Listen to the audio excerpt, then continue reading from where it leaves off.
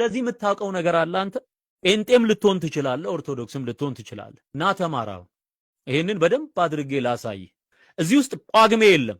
በደንብ ተመልከቱልኝ ወገኖች።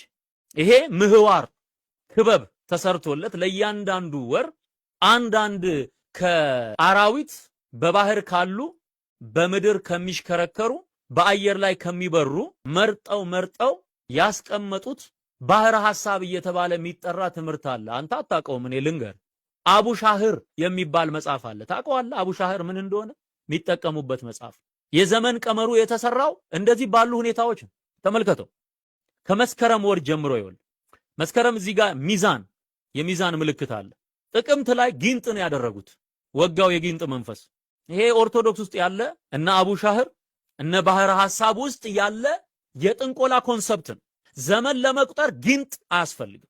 ጊንጥ ምን ይሰራል? የዘመን አቆጣጠር ውስጥ ጃዲ የሚባል አለ። የፍየል አሁን ይሄ ታህሳስ የፍየል ጠቦት፣ ህዳር ቀስተኛና ቀውስ ወይ ጉድ! ህዳር ወርን አየው። የጊንጥ መንፈስ የሚሰራበት ወር አለ። የቀስት ስፒሪት የሚሰራበት አለ። የፍየል መንፈስ የሚሰራበት አለ። ጥር ላይ ጸለዊ ይላል። ማህዩብ ወጋው በኢየሱስ ስም። መቅጃ የአሳ ወር የካቲት አሳ፣ መጋቢት ሐመል ይልና የአውራ በግ አለ፣ የበሬ አለ፣ የገውዝ ጥንድ ይላል። ሁለት ሴትና ወንድ ነው እዚህ ጋር ያለው። ይሄ እኮ እንትን ላይ ጋዜጣ ላይ እናውቅላችኋለን በምን ወር ተወለድክ እድልህን ልንገርህ እያለ የሚጠነቁል ጋዜጣ ላይ በዘመናዊ መልክ የመጣው አሰራር ማለት ነው። ቀድሞ የተሰራው ሰኔ ሸርጣን ይባላል።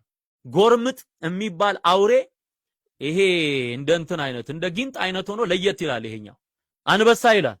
ሐምሌ ላይ ሰንቡሳ፣ የነሐሴ ወር ሰንቡሳ ወይ ጉድ! እሺ ይሄ ድርሳነ ሰሎሞን የሚባል መጽሐፍ ነው። ወመጽሔተ መንፈስ ቅዱስ ይልና ወመፍትሄ ስራይ ወጸሎተ ቆጵርያኖስ ዘሰባቱ ዕለታት። ይሄ ደንበኛ የጥንቆላ መጽሐፍ ኦርቶዶክስ ውስጥ ያለ የጥንቆላ መጽሐፍ ነው። ተመልከት ይሄን።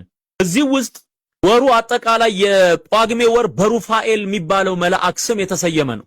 ዝናብ ሲዘንብ የሩፋኤል ዝናብ ነው የሚባለው። ፈታሄ ማህፀን ወይም ደግሞ ማህፀን ከፋች የሚባል መልአክ ነው ተብሎ ስም ወጥቶለት በጳጉሜ ወር የሚወለዱ ህፃናት በሙሉ በሱ ስም ይሰየማሉ።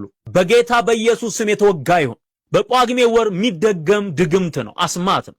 ውስጡ ምን አለ? ቱላዳን፣ እነ ቱላዳን አሉ። እነዚህ አጠቃላይ የጥንቆላ መጻሕፍት ናቸው። መርበብተ ሰሎሞን፣ ጸሎተ ሙሴ ዘሰባቱ ዕለታት፣ ቆጵርያኖስ፣ መፍትሄ ስራይ። እዚህ ጋር ተመልከት። መልካ ውቃቢ የኦርቶዶክስ መጽሐፍ ነው። የማሳይ ማለት ነው። አይንህን ገልጠ እየው። ይሄንን